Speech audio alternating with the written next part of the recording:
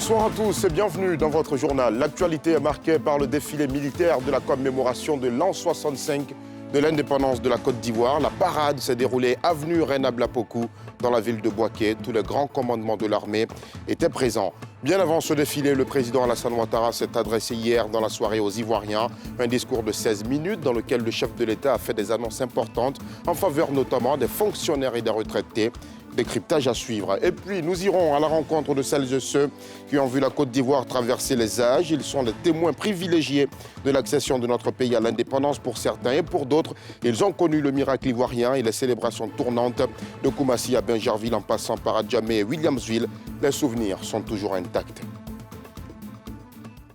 Nous vous le disions à l'instant, le défilé militaire de la commémoration de l'an 65 de l'indépendance a tenu toutes ses promesses. Une impressionnante parade ce matin à Bouaké. Tous les grands commandements de l'armée ivoirienne étaient présents. Attraction majeure, comme tous les ans, le passage des forces spéciales a énormément séduit les Ivoiriens, mais pas que. La fresque carnavalesque a aussi couronné le cérémonial militaire, montrant le génie de la jeunesse ivoirienne, le récit de Moussa Nikema. Ce sont 4 900 membres des forces de défense et de sécurité de Côte d'Ivoire qui ont défilé sur l'espace Reine Blapokou de Bouaké pour commémorer le 65e anniversaire du pays.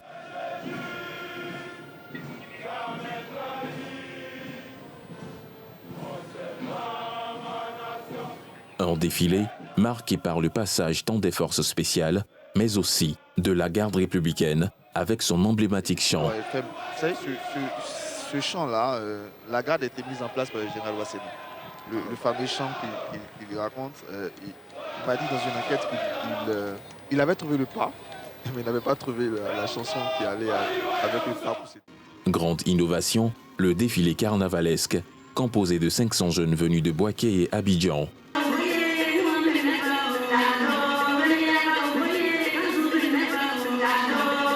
Une illustration des différentes cultures du pays, mêlant tradition et modernité. Ce défilé à Bouaké semble avoir conquis le cœur des Ivoiriens, tant par ses innovations que par la qualité de prestation des soldats. C'est donc avec un grand enthousiasme que les populations se sont donné rendez-vous pour l'année 2026, en attendant de savoir quelle ville aura le privilège de faire la sensation. Et qui dit indépendance dit aussi message à la nation du chef de l'État. Alassane Ouattara a sacrifié à la tradition en s'adressant hier dans la soirée aux Ivoiriens. Un discours télévisé de 16 minutes dans lequel le chef de l'État a fait des annonces importantes en faveur notamment des fonctionnaires et des retraités. Le président de la République s'est en outre réjoui du développement du pays, une réalité quotidienne et partagée par un nombre croissant d'Ivoiriens, a-t-il expliqué. Nadia Idja.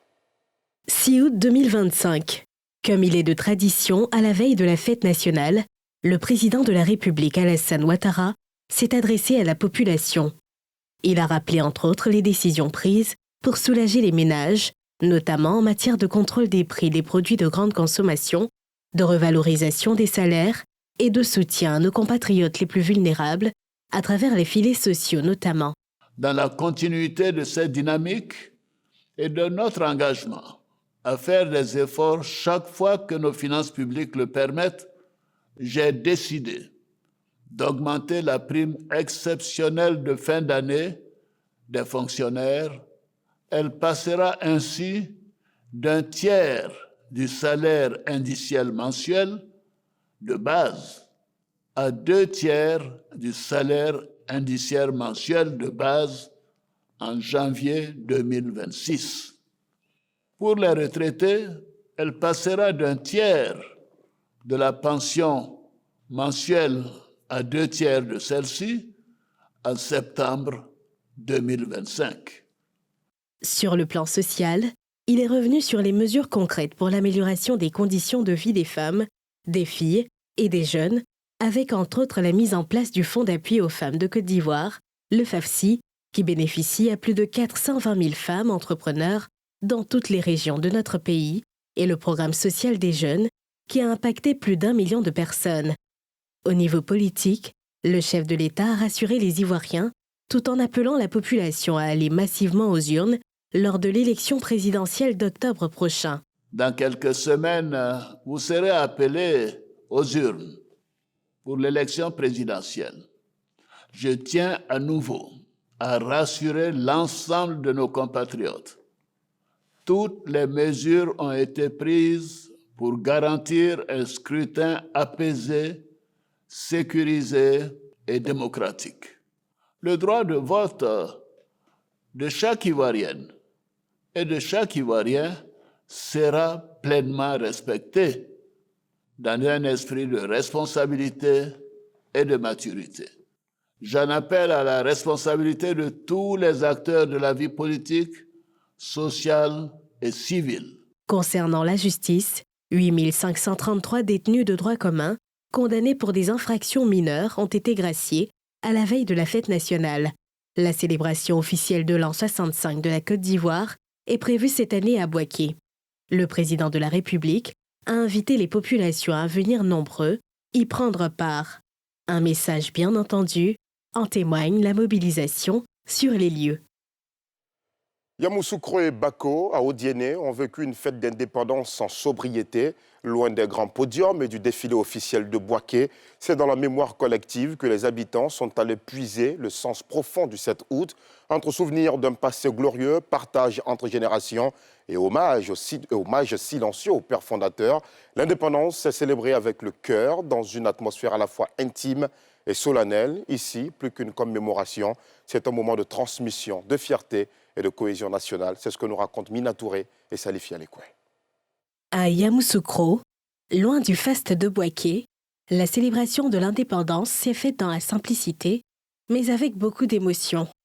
Dans plusieurs quartiers, les habitants se sont rassemblés autour du petit écran pour suivre le défilé militaire, comme ici, dans ce maquis du quartier de 120 logements. Nous sommes très heureux. Nous sommes très heureux de fêter les 65 ans de la Côte d'Ivoire. Normalement, ça se fête, je pourrais dire, spécifiquement à Bouaké. On devait tous y aller, mais compte tenu de nos différentes activités, on n'a pas pu avoir le temps de s'y rendre. Donc ce matin, on s'est appelé entre jeunesse leaders de se rassembler et suivre en même temps que les autres qui sont à Bouaké actuellement. Moi, je n'ai jamais assisté sur les choses aujourd'hui, je viens d'assister, mais ça me plaît beaucoup de voir mon président aujourd'hui. D'autres ont préféré un cadre plus symbolique, le lac aux Caïmans, en face de la résidence du président Houphouët-Boigny. Un lieu chargé d'histoire, propice au recueillement, aux retrouvailles et à la mémoire. Le souvenir qu'on a ici, ça nous fait rappeler le père fondateur Félix Houphouët-Boigny. Chaque fois qu'on est ici, on se rappelle de lui. Le choix de Yamoussoukro, je pense que ce choix est naturel, parce que c'est la ville du père fondateur. Donc c'est une façon pour nous de lui rendre hommage. Voilà, pour l'indépendance qu'il a proclamée le 7 août 1960. À Bako, dans le département d'Odiéné, la célébration a pris une tournure plus officielle. Le préfet a salué l'unité des populations et leur attachement aux valeurs de l'indépendance. Toute ma reconnaissance pour avoir effectué nombreux le déplacement pour honorer dignement notre pays en ce jour spécial. J'invite chacun de vous à être un artisan de paix en évitant tout ce qui est susceptible de troubler l'ordre public, surtout que nous sommes dans une année électorale. Joie, souvenirs, fierté, Yamoussoukro et Bako ont célébré l'indépendance dans une ambiance sobre, mais profondément sincère. Une fête vécue avec le cœur, dans l'esprit du père fondateur. À Grabo, localité frontière du Libéria, la célébration du 65e anniversaire de l'indépendance de notre pays a été marquée par une forte mobilisation. Autorités, forces de défense et de sécurité et population ont pris part aux festivités dans une ambiance de fierté nationale.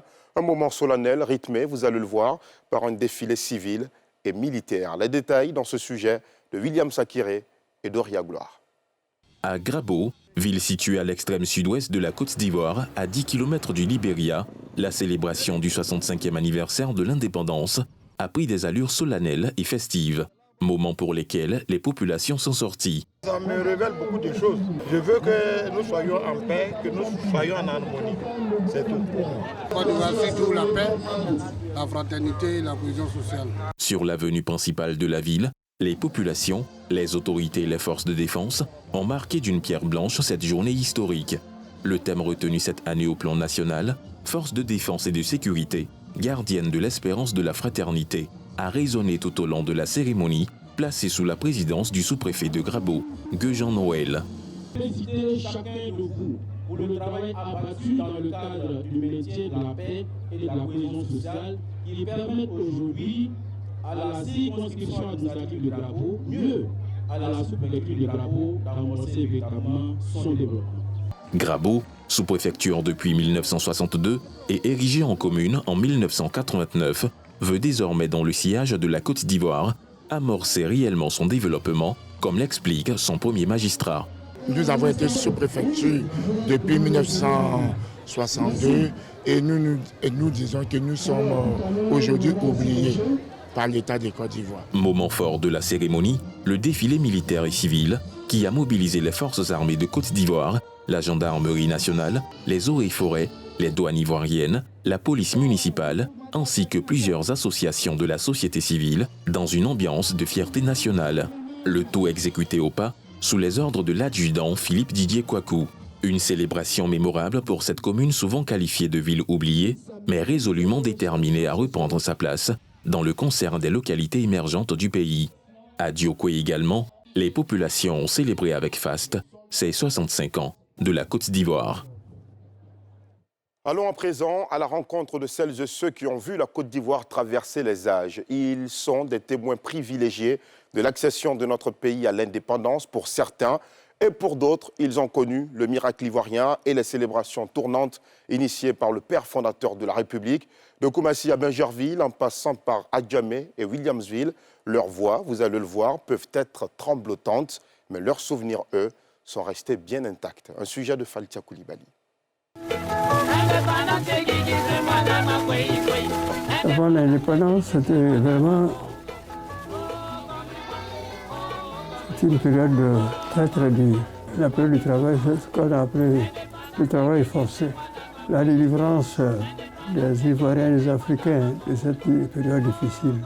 C'était en 1944 ou 1945, lorsque Houphouët-Boigny fut député avec Ouzin Coulibaly au Parlement français. En août 1960, lorsque à l'Assemblée nationale de Côte d'Ivoire, Houphouët-Boigny a déclaré en vertu de tout peuple à disposer de lui-même, je déclare solennellement l'indépendance de la Côte d'Ivoire. J'ai assisté à cette cérémonie solennelle. Ça a été indescriptible. C'est la joie totale. Le souvenir que j'attache à l'indépendance, c'est surtout, comme je disais tantôt, c'est la liberté. Avant, on partait où il y a Carrefour Indénié, où toujours il y avait inondation là. C'était la rivière même, grande rivière d'Adjamé. C'est là-bas qu'on partait faire la lessive. On partait puiser l'eau là-bas aussi. Ou bien au banco. On faisait la lessive au banco.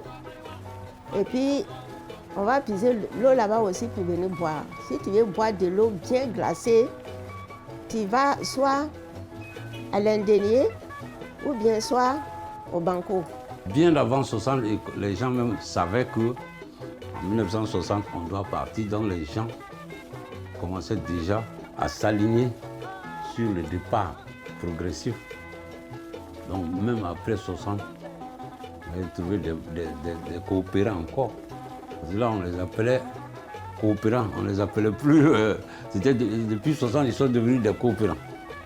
Donc, ils rentraient un peu. Quand moi, je lui ai parlé de mon cas où j'étais à Fatma, où il y avait des blancs. Mais dans le service où j'étais, il y avait près de 2 blancs. Et quand j'ai commencé à travailler, quand j'ai commencé à gravir les échelons, ils ont commencé à faire partie les blancs, un peu, jusqu'à ce que moi, je remplace le dernier blanc qui était là. Chaque année, je partais à ma grand-mère, c'est là que j'avais une belle robe. Et quand on arrivait, j'avais plein de cadeaux avec les tontons, les grands-pères qui venaient aussi, qui me faisaient plein de cadeaux. Mais il y avait la fête, il y avait une bonne ambiance. Les gens étaient heureux de fêter, en tout cas, cette cérémonie-là. Et moi, quand j'ai grandi, ce qui m'a marqué, c'est les fêtes tournantes. C'était la belle époque. Chaque fois que les gens partaient fêter l'indépendance dans une ville ou dans une région. On sait que le président de la République y allait. Et la ville était... C'était une nouvelle ville qu'on découvrait. C'est des choses qui restent dans la tête. C'est des choses qu'on aimerait revoir.